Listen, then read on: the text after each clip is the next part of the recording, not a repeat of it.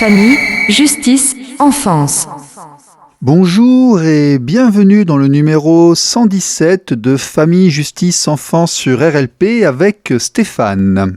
Aujourd'hui, nous aurons le plaisir de recevoir en invité principal Sébastien Dupont pour une série de 3 émissions. Sébastien Dupont, auteur chez RS, Flammarion et au PUF, Presse universitaire de France.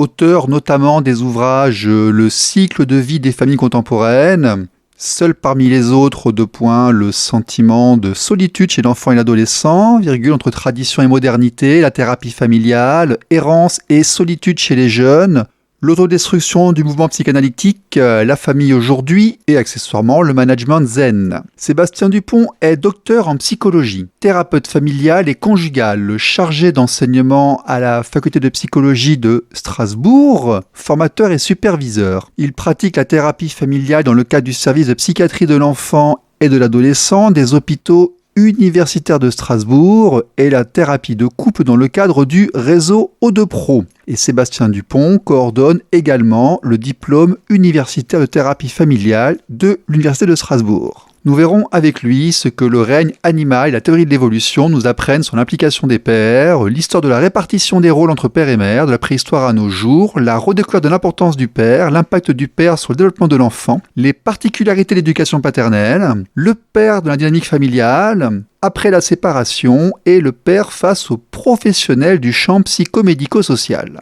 Mais avant tout, ne bougez pas, nous avons les actualités avec une bien triste nouvelle malheureusement. Ne bougez pas, c'est juste après ça. RLP. Radio Libre en Périgord. Famille, justice, enfance.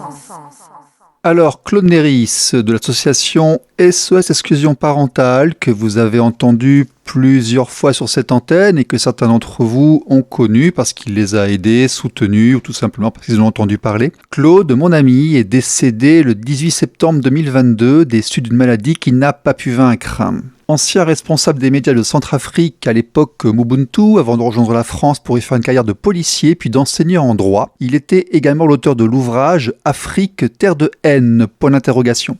Son application associative dans les problématiques de défense des droits parentaux aura marqué cette cause durant ces 10 dernières années avec des réunions et du lobbying à l'Assemblée nationale, à l'Élysée, des essais de projets de loi et autres. C'est un environnement qui, lui aussi, a fait que la vie l'a marqué et qu'il a tenté de rendre le monde meilleur. Au revoir, mon ami, et merci de tout ce que tu as fait ici pour nous. Nous ferons une émission spéciale dédicacée ces prochaines semaines. Au revoir. RLP. Radio Libre en Périgord. Famille, justice, enfance. RLP 102.3, aujourd'hui avec Sébastien Dupont. Sébastien Dupont est docteur en psychologie, thérapeute familial et conjugal, chargé d'enseignement à la faculté de psychologie de Strasbourg. Il pratique la thérapie familiale, du service de psychiatrie de l'enfant et de l'adolescent et la thérapie de couple. Il coordonne également le diplôme universitaire de thérapie familiale. Alors, Monsieur Dupont est également un auteur qui nous a offert le cycle de vie des familles contemporaines en 2022. C'est de manière assez récente, seul parmi les autres, et qui a également été co-auteur d'un certain nombre d'ouvrages. Monsieur Dupont, bonjour, merci d'être avec nous, vous allez bien ? Très bien, merci, bonjour à vous et merci pour votre invitation. Est-ce que cette présentation vous convient ? Est-ce que vous voulez en rajouter ? Je sais que j'ai oublié plein d'ouvrages que vous avez faits chez RS et ailleurs. Oui, j'ai en effet écrit un ouvrage sur la famille qui s'intitule La famille aujourd'hui entre tradition et modernité. Un ouvrage dans lequel j'ai essayé de joindre les différentes disciplines des sciences humaines, psychologie, sociologie, histoire, anthropologie. Car comme le disait Marcel Mauss, la famille est un fait social total qui inclut toutes les dimensions de la réalité humaine et on ne peut pas séparer en fait artificiellement les dimensions de la vie familiale. Je vous remercie d'avoir évoqué la casquette de thérapeute familial à laquelle je tiens beaucoup, puisqu'en effet, je pratique comme psychologue, comme psychothérapeute, mais avec une approche assez spécifique qui est la thérapie familiale, qui n'est peut-être pas l'approche la plus connue en France, elle l'est plus dans d'autres pays, y compris très proches de nous. C'est une approche qui consiste à recevoir les membres de la famille ensemble, les parents, les frères et sœurs, parfois les grands-parents, parfois des oncles et tantes, enfin c'est très ouvert, parrain, marraine. Travailler davantage sur les relations affectives, les relations dans la famille, plutôt que sur l'individu pris isolément. Et bien sûr, cette pratique de la thérapie familiale m'a aidé à observer les places dans la famille, le rôle du père. Il est souvent très apprécié d'ailleurs par les pères qu'on les invite, qu'on leur propose de participer à ces entretiens familiaux, non pas seulement pour entendre leur voix, comme on écoute la voix de chaque membre de la famille, mais aussi pour travailler avec eux sur leur place, leur rôle dans cette dynamique globale qu'est le système familial, que les parents soient ensemble ou séparés d'ailleurs. D'accord, donc vous exercez après un doctorat de psychologie, si j'ai bien compris, vous exercez auprès de parents, de familles qui viennent vous voir de manière volontaire. C'est ça, alors ils sont en général orientés par d'autres professionnels, mais c'est toujours de manière volontaire. Ce ne sont pas des soins sous contrainte. D'accord, vous n'êtes pas expert en tribunal, ce genre de choses. Voilà, non, vous pas avez du comme tout. un aperçu de la famille. Ok, je vois que vous avez écrit également beaucoup d'articles dans énormément de revues. Ça fait longtemps, vous êtes assez prolifique. Oui, la promotion du lien social, etc. Pourquoi avez-vous commencé comme ceci à écrire, à rédiger, à transmettre ? À vrai dire, depuis mes études, j'ai toujours souhaité mener de front une partie recherche, une partie clinique, parce que je me suis aperçu, bien sûr, que les deux se nourrissent mutuellement. En fait, plus on se documente, plus on affine son regard clinique, plus on voit des familles, des individus, des situations singulières, plus ça relativise et ça enrichit nos connaissances générales. Donc cette dynamique m'a toujours paru profitable. Et puis le domaine de la famille, de la parentalité, des relations parents-enfants est un domaine en essor dans lequel il y a encore beaucoup à faire, beaucoup à explorer et pour tout dire, beaucoup à faire en France, où on n'est pas très avancé en fait dans les recherches sur la parenté, la parentalité, et encore moins sur les recherches concernant la paternité, la relation père-enfant. On est malheureusement obligé de lire principalement en anglais, d'aller chercher des études faites dans d'autres pays pour avoir des informations vraiment intéressantes, vraiment innovantes sur ce qu'est l'implication du père dans la famille et dans le développement de l'enfant aujourd'hui. Vous êtes papa vous-même ? Oui, papa de 2 garçons. Qui ont quel âge ? Ils sont petits, qui ont 3 ans et 1 an et demi. D'accord, très bien. RLP. Radio libre en Périgord. Famille, justice, enfance. Sébastien Dupont sur RLP, que nous allons interroger sur ce que le règne animal et la théorie de l'évolution nous apprennent sur l'implication des pères. Parce que les pères d'aujourd'hui ne sont pas ceux d'hier, c'est notre grand credo, nous le disons régulièrement. Nos grands-parents ne se comportaient pas comme nous nous comportons nous aujourd'hui, mais tout ceci remonte encore à beaucoup plus loin. Oui, tout à fait. En fait, c'est pas l'angle qu'on prend le plus souvent, mais dans les études académiques sur la parentalité, sur les comportements parentaux, on a l'habitude de plutôt comparer les comportements humains aux comportements des autres espèces animales et à retracer l'évolution des comportements parentaux humains dans l'histoire de l'évolution de l'espèce humaine. En fait, il faut éviter d'avoir un regard trop étroit où on compare, par exemple, les pères d'aujourd'hui aux mères d'aujourd'hui, où on compare les pères d'aujourd'hui aux pères de la génération ou de 2 générations précédentes. C'est un angle de vue beaucoup trop étroit. Et en fait, si on considère le règne animal, on s'aperçoit que, d'abord, c'est trivial de le dire, mais dans la plupart des espèces animales sexuées, il n'y a aucun soin aux petits. Les petits naissent et se développent seuls. Certaines espèces d'animaux produisent une descendance très nombreuse, peu survivent, mais les géniteurs ne donnent aucun soin aux petits. On peut prendre l'exemple des tortues ou de beaucoup d'autres espèces animales. Et bien sûr, les mammifères se distinguent, notamment par le fait que les génitrices femelles, en général, donnent des soins aux petits, même si c'est parfois pour une durée très courte. Mais ce qu'on ne dit pas souvent, c'est que dans la très grande majorité des animaux mammifères, dont nous faisons bien sûr partie, seulement 5, dans la grande majorité, 95% des mammifères, le géniteur mâle ne donne aucun soin aux petits. En fait, on ne souligne pas assez souvent que l'espèce humaine, nous faisons partie des 5% des mammifères dans lequel le géniteur mâle s'implique auprès des petits et que le géniteur mâle s'implique auprès des petits de manière très durable et très intense. En fait, on est plutôt une exception du règne animal. Et bien sûr, les spécialistes de l'évolution ont essayé de comprendre cette exception qui remonte, alors je sais que vous en avez déjà parlé dans d'autres émissions, mais qui remonte aux origines de notre espèce, Homo sapiens, et on sait que l'implication du père a coévolué avec d'autres aspects de notre espèce, bien comme qu'on appelle la néoténie, enfin le fait que le petit homme naît prématuré, disons, c'est-à-dire qu'il a besoin de lui donner beaucoup de soins pendant très longtemps pour qu'il devienne viable, qu'il accède à la puberté, qu'il puisse se reproduire lui-même, être autonome, etc. Et donc, dans notre espèce, cette dépendance prolongée des petits a fait en sorte que l'implication de la mère n'était plus suffisante et les pères se sont impliqués également.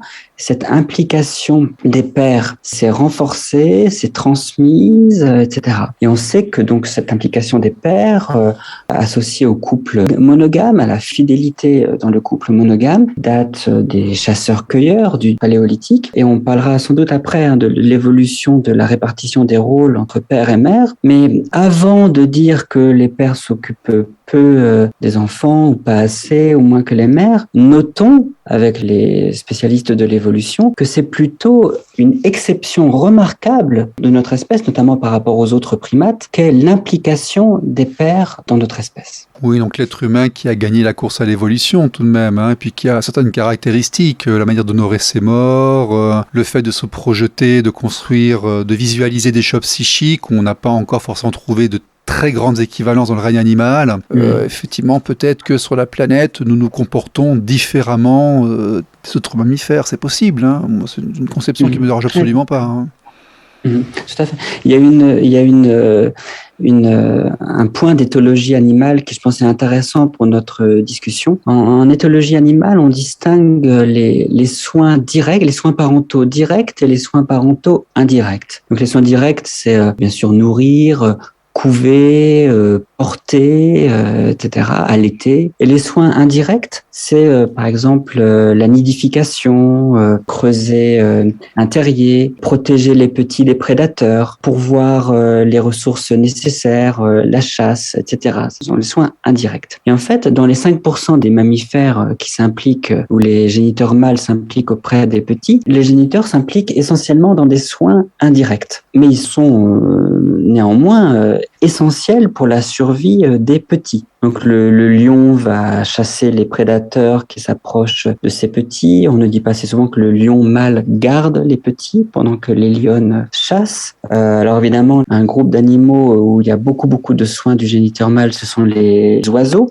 Donc, on sait que les mâles nourrissent beaucoup les petits, participent à la conception du nid, etc. Mais en tout cas, ce que je voudrais souligner, c'est que dans la plupart des espèces où les géniteurs mâles s'impliquent, c'est dans des soins indirects. Et on retrouve un peu la même distribution chez l'espèce humaine, c'est-à-dire que les mères s'impliquent davantage dans les soins directs et les pères dans des soins indirects. C'est ce qu'on appelait autrefois le père pourvoyeur. Pas seulement le chasseur, mais pourvoyeur de revenus, protecteur, qui en fait nourrit la mère pour qu'elle puisse allaiter les petits, protège la mère, etc., etc. Et en fait, je souligne ce point parce que à notre époque, on est davantage centré, lorsqu'on pense à la parentalité, aux soins directs. C'est à ça qu'on pense. Jouer avec l'enfant, le nourrir, être tendre avec lui, etc. On pense que c'est ça la parentalité. C'est peut-être aussi le fruit de l'évolution, la parentalité d'aujourd'hui. On va en parler juste après la pause et le jingle. La parentalité d'aujourd'hui n'est pas celle d'il y a plusieurs milliers d'années. Nous avons fait ce que nous avons fait. Nous sommes allés sur la Lune et autres, notamment parce qu'il y a eu une transmission du savoir intergénérationnel, non pas seulement par la mère, mais aussi par le père. Et puis, on arrive à une société des loisirs où le père rentre plus dans la famille, peut-être comme il l'a été à certaines époques, on va en discuter ensemble, mais là, la parentalité, effectivement, a beaucoup évolué durant l'histoire. Bien sûr. Il faut quand même, je pense, garder à l'esprit l'importance des soins indirects, notamment concernant les pères. Par exemple, on sait que les pères, consciemment ou non, continuent d'accorder une grande importance au rôle de pourvoyeur. Par exemple, on sait que la majorité des pères, au moment où ils deviennent pères, vont avoir tendance à se consacrer davantage à leur travail, à travailler plus, à chercher une promotion, à éventuellement, ce qu'on ne dit pas toujours, chercher un poste avec plus de responsabilités pour gagner plus, même si le poste ne les intéresse pas. Oui, c'est génétique, la neuroscience l'a prouvé, ça. Oui. Ouais. Voilà, c'est ça. Et je trouve que c'est important de souligner ça, l'importance des soins directs. D'abord parce que les sociologues nous montrent que c'est très important, ces soins directs. C'est-à-dire que les revenus qu'apporte le père, ça a quand même un effet très important sur la trajectoire des enfants en termes d'études et autres. C'est pas accessoire. Et puis tout simplement parce que encore aujourd'hui, même si les choses évoluent, on sait par exemple, par de nombreuses études, que dans les critères qu'ont la majorité des femmes pour choisir leur partenaire de long terme, le partenaire avec lequel fonder une famille, le critère du statut social, de l'ambition professionnelle, du courage au travail, etc., est essentiel. C'est-à-dire qu'en fait, tout ça, c'est quelque chose qui se fait de manière interactive. Ça. Oui, nous aspirons tous à des changements des rôles, mais nous ne savons pas toujours que nous avons dans nos cerveaux des résidus de millions d'années d'évolution qui nous ont conditionnés, notamment là, qui ont conditionné les femmes à être attirées davantage par des hommes industrieux, comme on dit en anglais, c'est-à-dire qui travaillent beaucoup, qui sont ambitieux, etc., plus que par des hommes plus centrés sur vie familiale, les loisirs, qui veulent travailler à mi-temps, etc. Alors que, en fait, rationnellement, ces hommes-là seraient souvent très utiles dans leur vie parce qu'ils leur permettraient un meilleur équilibre entre vie domestique et vie professionnelle, notamment pour les femmes qui souhaiteraient s'impliquer davantage dans leur carrière. Donc, en fait, ce sont des phénomènes qui s'entretiennent et tout le monde y participe. Je vous entends. Certains de vos collègues, plusieurs m'ont confirmé ce point. On le retrouve aussi dans les ouvrages de Winnicott, qui ont parfois été mal traduits, mais qui ont abordé ceci. Mais il y a une certaine incompréhension autour de cela qui font que ce que vous venez de dire, qui spécifie l'époque des besoins biologiques et de vulnérabilité de l'enfant, si vous voulez, après, par extension, les gens ont l'impression que ça continue durant le reste de le développement de l'enfant. Or, il m'a semblé comprendre, en interrogeant un certain nombre de monde, que le père était surtout un pourvoyeur et un protecteur, quand la mère était en position de vulnérabilité, que le petit avait encore des besoins biologiques, mais une fois cette étape-là passée, il n'y avait absolument aucun problème à partager les tâches familiales, si vous voulez. Ces rôles, surtout avec l'évolution humaine où nous ne sommes plus des animaux, où on maîtrise nos pulsions animales, même si elles sont présentes en arrière-plan depuis un certain temps, expliquent les comportements d'aujourd'hui qui sont différents de ceux des 2500 ans. C'est-à-dire qu'en fait, le père uniquement pourvoyeur et la mère qui élève nous renvoie à un schéma qui aujourd'hui me semble dépassé et que beaucoup de gens disent dépassé une fois que l'enfant n'est plus dans les besoins fondamentaux et biologiques. Alors là, vous parlez donc de l'évolution en fait de la répartition des rôles.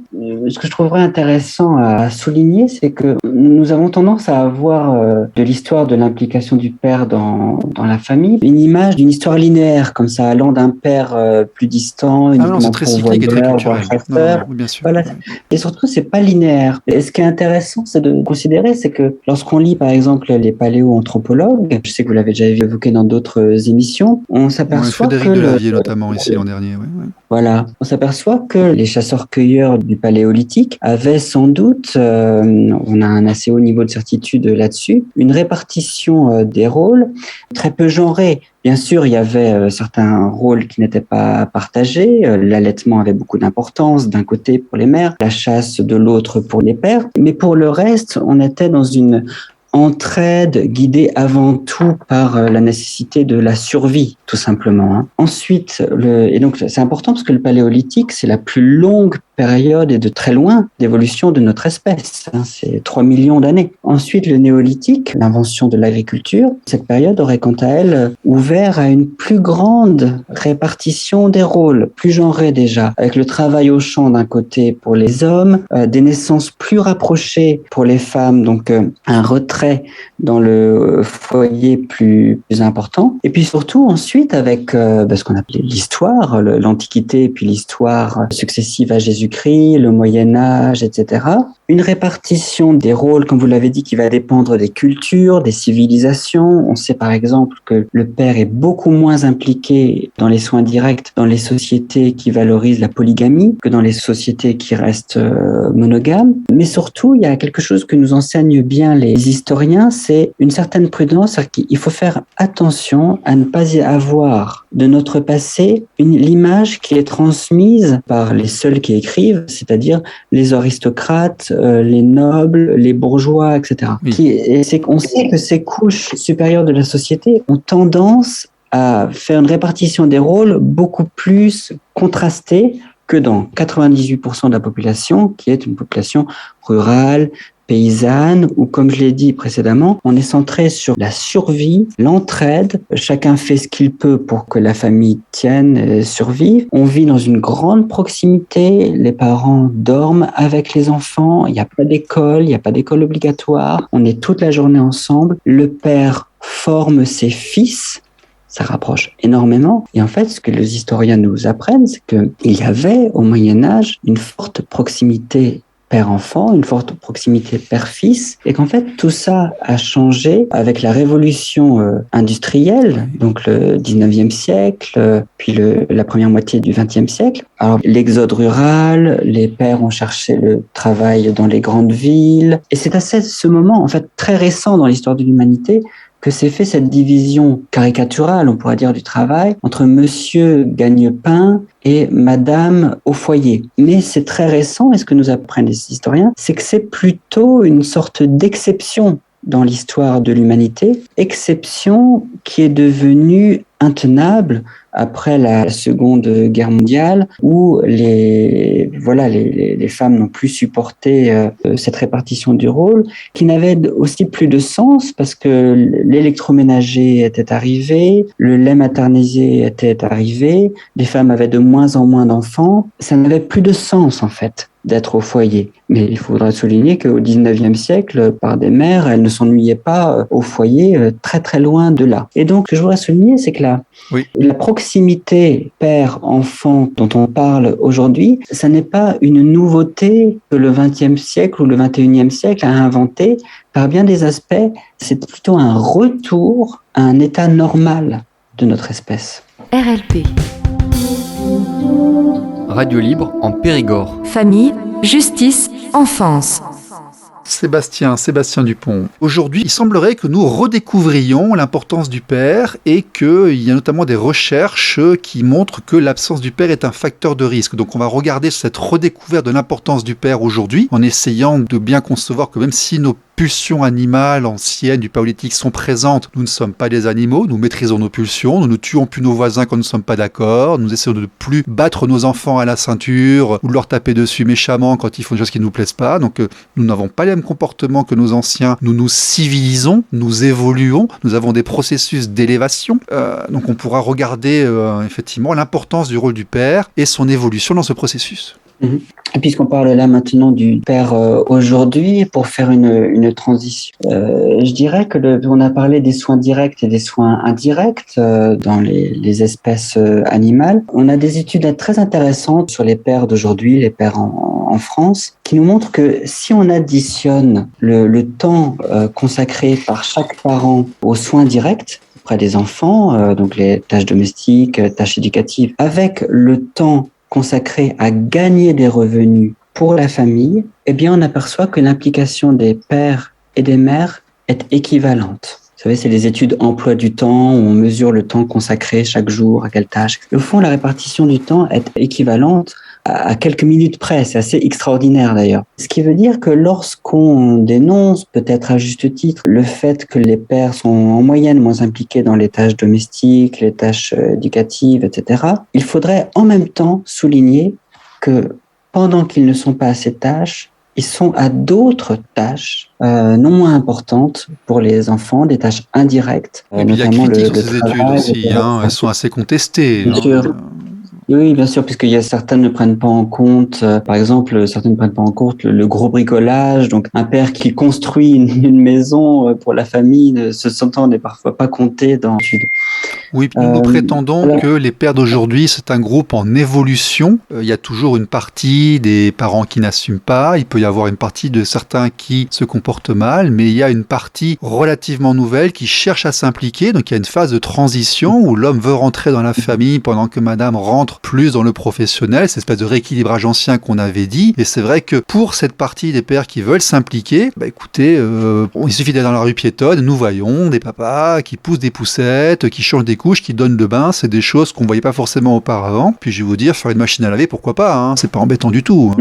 Donc les études-là, si vous voulez, malheureusement, sont peut-être trop globales et ne prennent pas en considération la transition du groupe sociologique qu'est le père d'aujourd'hui. Ouais, c'est ça. Et moi, je dirais que les pères ont besoin d'être reconnus dans ce qu'ils font en termes de soins directs et d'être reconnus dans ce qu'ils font en termes de soins indirects. Je peux en témoigner par mon expérience de thérapie familiale. J'étais frappé par le fait que je retrouvais chez beaucoup de pères un sentiment d'ingratitude, de manque de reconnaissance de leur contribution, voire du sacrifice qu'ils consentent pour leur famille. C'est-à-dire que certains acceptent des emplois très éprouvants qui impliquent des déplacements, des emplois qui ne leur plaisent pas, qui les éloignent de leur famille, etc. Ils ont parfois le sentiment que les professionnels et parfois leur propre famille, leur femme ou leur ex-femme voient ça comme une sorte de démission du foyer, alors que ils le font à l'inverse pour le foyer. Et c'est important de reconnaître cette contribution, puisqu'on n'a plus trop à l'esprit, puisque on est, comme vous le dites, un peu là dans une culture qui valorise d'autres dimensions de la paternité. Après, il est vrai, en effet, vous l'avez mentionné en introduction, qu'on a redécouvert, en fait, l'importance du père pour la vie familiale et pour les enfants. Pendant longtemps, et la psychologie en a fait largement partie, pendant longtemps, plusieurs sciences humaines ne se sont pas intéressées du tout au père, notamment lorsqu'il s'agissait du développement de l'enfant,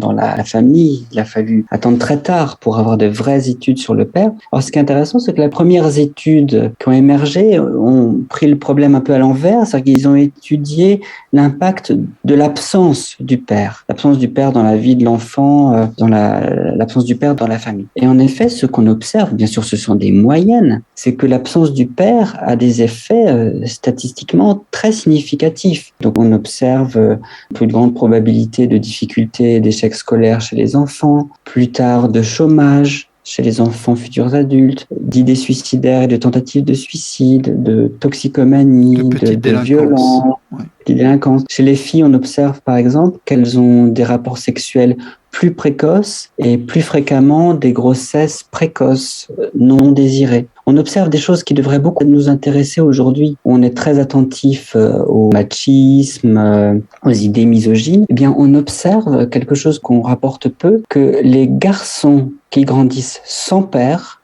ont tendance à avoir des idées plus misogynes que les garçons qui grandissent avec leur père. On sait aussi que les garçons sont plus sensibles à l'absence de père que les filles pour leur développement. Et alors, si on prend les choses par un bout assez extrême, j'en conviens, on sait, par exemple aux États-Unis, que 90% des jeunes adultes sans domicile et 85% des jeunes adultes incarcérés ont grandi sans père. Détenus ont grandi dans des familles dysfonctionnantes où il n'y avait pas le triptyque. Alors, il faut tout de suite, bien sûr, ajouter un bémol. Attention, ça veut dire que l'absence de père est un facteur de risque. Oui, c'est pas objectif, c'est pas obligatoire. C'est pas parce qu'il n'y a pas de père qui finira en prison, bien sûr. Mais je comprends. Mais la probabilité, le risque est accentué. Voilà, c'est ça. Barack Obama n'a à peu près pas connu son père. Ça ne l'a pas empêché de bien réussir dans la vie. Mais en effet, on sait notamment que dans les contextes les plus à risque, comme les milieux sociaux défavorisés, milieux sociaux qui cumulent plusieurs facteurs de risque, l'immigration, etc., la précarité, la présence ou l'absence du père apparaît là comme un facteur très important. Et lorsque le père est présent, c'est un facteur de protection décisif pour le parcours des enfants. RLP. Radio libre en Périgord. Famille, justice, enfance.